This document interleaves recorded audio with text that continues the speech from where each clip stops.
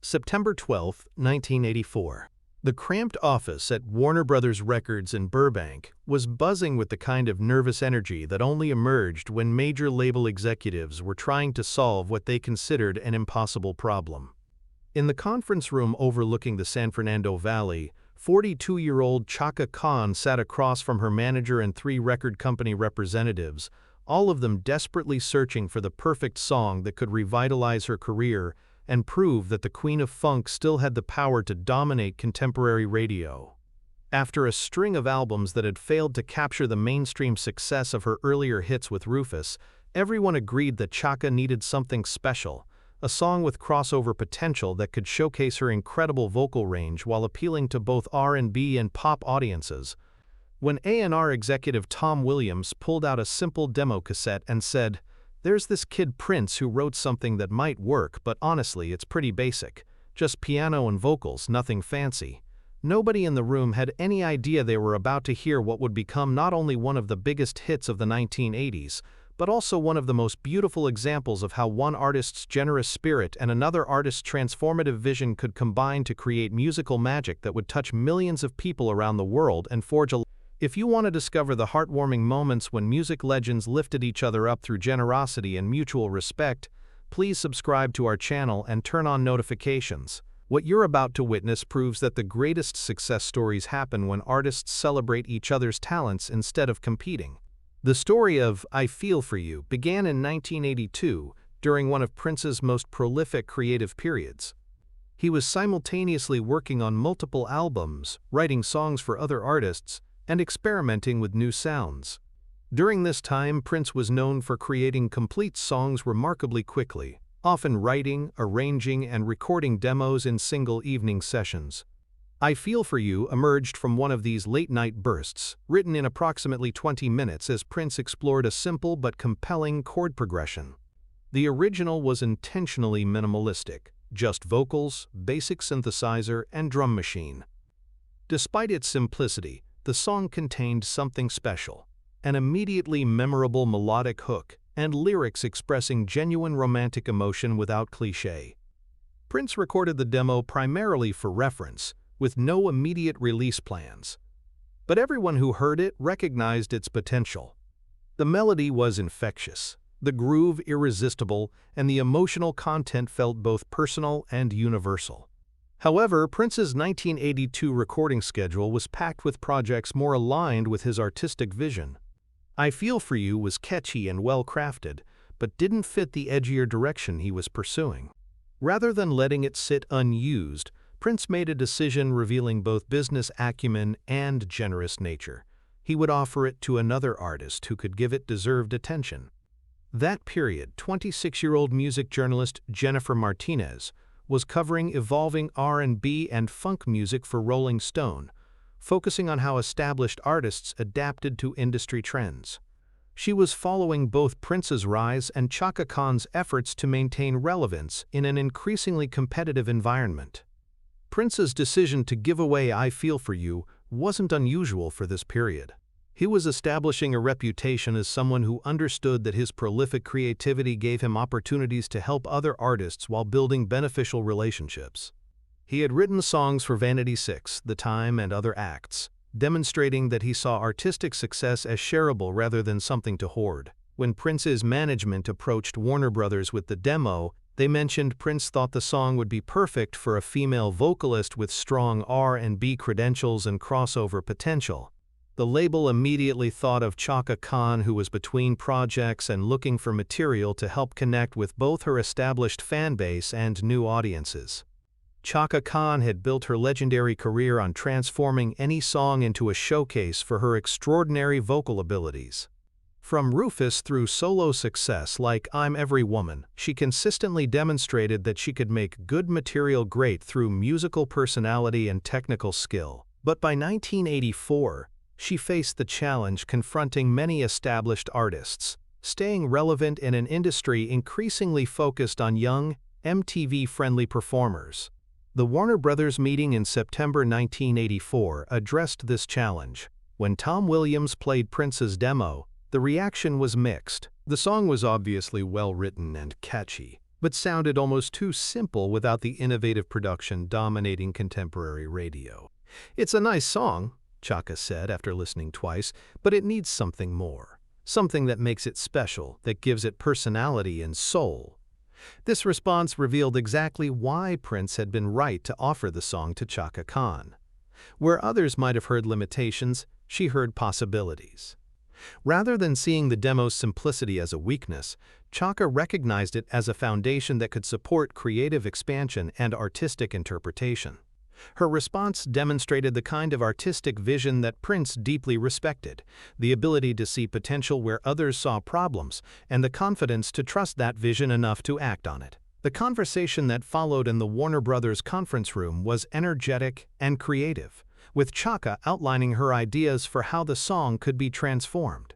She talked about incorporating contemporary R&B production techniques, adding hip-hop elements that were just beginning to influence mainstream music, and using her vocal abilities to add layers of meaning and emotion that weren't present in the original demo. Everyone in the room could sense that she had a clear artistic vision for the project, and that she was excited about the challenge of bringing that vision to life. Before we reveal what Chaka Khan did with Prince's simple demo, I want to ask you something. Have you ever taken someone else's idea and transformed it into something even better than they imagined? How did that collaboration strengthen your relationship? Share your experiences in the comments below. Over the following weeks, Chaka Khan worked with producer Arif Mardin to completely reimagine "I Feel For You." They expanded the arrangement to include full horn section, added complex percussion highlighting the song's rhythmic possibilities, and incorporated rap verses by Mela Mel that gave the track a hip-hop edge just beginning to influence mainstream R&B. But the most significant transformation was Chaka's vocal approach. Where Prince's demo featured straightforward melodic delivery, Chaka turned every phrase into vocal exploration. She added runs, embellishments, and dynamic variations that transformed the simple melody into something sophisticated and emotionally compelling, revealing layers of meaning while maintaining the song's essential character. The recording process took months as they refined their vision. They added a memorable talkbox effect, incorporated samples and loops for contemporary edge, and developed a groove that was both danceable and sophisticated enough to showcase Chaka's artistry. When the final version was completed in early 1985, everyone recognized they had created something special. This wasn't just a cover. It was complete artistic transformation that honored the original, while creating something entirely new and unprecedented. But nobody was more curious about the final result than Prince himself. He had given the song to Chaka because he believed she could do something interesting with it, but had no specific expectations about what form that interpretation might take. When Warner Brothers sent him an advance copy, Prince was initially hesitant to listen, unsure whether he wanted to hear how someone else had changed his creation. The listening session took place at Paisley Park on a quiet evening in March 1985. Prince was alone in his main studio, having dismissed his usual entourage because he wanted to experience Chaka's version without outside influences or distractions. He put the cassette in his player, adjusted the studio monitors to optimal levels, and pressed play with curiosity and apprehension. What happened next surprised everyone who knew Prince, including himself. From the opening moments of Chaka's version, it was clear she had taken his simple composition and transformed it into something magnificent. The arrangement was rich and complex without being cluttered. The production showcased every element perfectly, and Chaka's vocal performance was nothing short of spectacular. But what moved Prince most deeply wasn't the technical excellence of Chaka's interpretation. It was the obvious love and respect she had brought to his original composition. Every choice she had made, from the expanded arrangement to her vocal embellishments, demonstrated that she had understood the emotional core of the song and had worked to enhance rather than replace what Prince had created. As the song reached its climax, with Chaka's voice soaring over the intricate arrangement and the hip-hop elements adding contemporary energy to the traditional R&B foundation, Prince felt tears forming in his eyes. This wasn't sadness or regret about giving the song away. It was overwhelming joy and gratitude at hearing his composition elevated to heights he had never imagined possible. "She got it," Prince said to himself as the song concluded. "She understood what the song wanted to become." The tears continued as Prince replayed the track several times, each listen revealing new layers of artistry and care that Chaka had brought to the project. He realized that his decision to give away the song hadn't been a sacrifice. It had been an investment in something beautiful that could only have been created through collaborative generosity and mutual respect. When he finally called Chaka to share his reaction, Prince could barely contain his emotion. "Thank you," he said simply. "Thank you for understanding what that song needed and for giving it so much love. You made something beautiful even more beautiful." Chaka later recalled that phone call as one of the most meaningful moments of her career. "To have an artist of Prince's caliber be so moved by what I had done with his work, that meant everything to me. It showed me that we had created something together that neither of us could have achieved alone." Now I want to ask you something that might change how you think about artistic generosity. When have you given something away only to discover that the act of giving created something more beautiful than you could have achieved by keeping it for yourself? The most heartwarming part of this story is about to unfold. Prince's emotional reaction to Chaka's version wasn't just about the music. It was about the recognition of what genuine artistic collaboration could accomplish. He had written a good song, but Chaka had helped it become a great one. More importantly, she had done so while clearly honoring his original vision and intention. This wasn't artistic theft or casual appropriation. It was respectful transformation by an artist who understood both the potential and the responsibility that came with interpreting someone else's work. The success that followed exceeded everyone's expectations. "I Feel For You" became massive, reaching number 3 on Billboard Hot 100 and number 1 on R&B charts.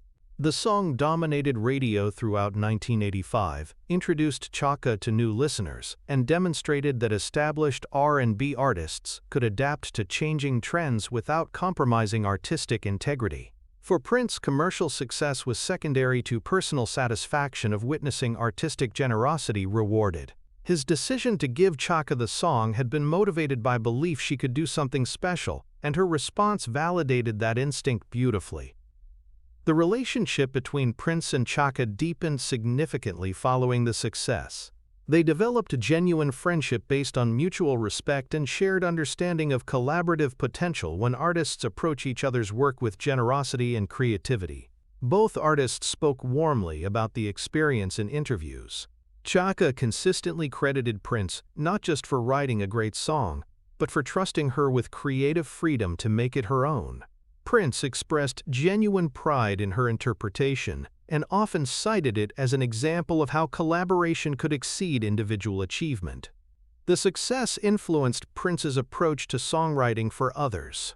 He became even more generous with compositions, understanding that giving songs to the right artists could result in interpretations that enhanced rather than diminished his original work. This contributed to his reputation as someone who genuinely supported other artists. Years later, both continued performing the song regularly, occasionally together at special events. These collaborative performances were always highlights, demonstrating ongoing affection and respect between the artists and the enduring appeal of their creative partnership. Today, "I Feel For You" remains one of the most beloved collaborations of the 1980s, regularly cited as an example of how artistic generosity and creative respect can produce results benefiting everyone involved. The song demonstrated that success doesn't have to be zero-sum, that artists can achieve their greatest triumphs by supporting each other rather than competing. The lesson from Prince's gift to Chaka Khan continues to influence musicians across all genres. Sometimes the most rewarding thing an artist can do is recognize when someone else can bring something special to your work, and then have the generosity and confidence to let them try. When that trust is met with respect and creativity, the results can be more beautiful than anyone involved could have imagined. Thank you for joining us on this journey through one of music's most heartwarming collaboration stories. If this story inspired you to approach your own creative work with greater generosity or to look for ways to support other artists, please subscribe and share your own experiences of creative collaboration in the comments below.